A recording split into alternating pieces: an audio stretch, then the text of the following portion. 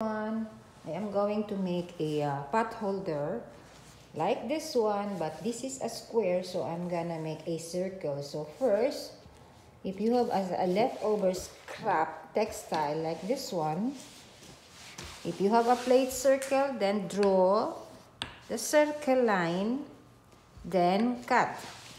And if you have a leftover also like this one, you can cut it for the inside like that. Don't throw that because we're gonna put that inside. Lagyan natin ng mga scrap na tela, palaman ba, para sa pot holder. Ayan, yan. Tsaka bias. Ito bias ito. Tahiin natin ito, guys. Kailangan magtahi tayo rito. First, sa center tayo para yung hangin lalabas. Kung dito ka mag-start ng tahi, lulubo ito kasi yung hangin hindi kalabas. Ayan. I-extend mo ito. I-extend natin.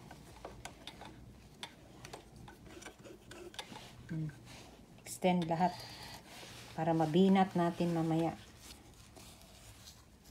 Tapos iganyan natin. Ipasok natin dito, guys. Yan. Tahiin muna natin dito para madali.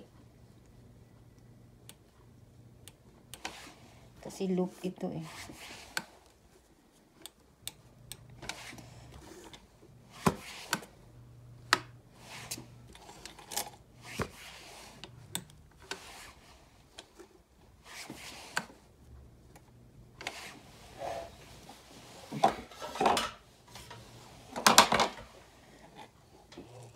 dahan lang.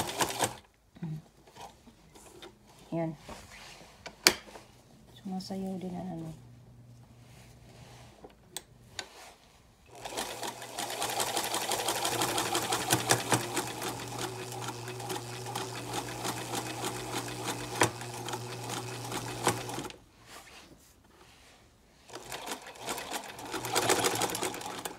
Ayan. Tapos ibaliktad natin ito, guys. Hanap kayo ng Tapos baliktad.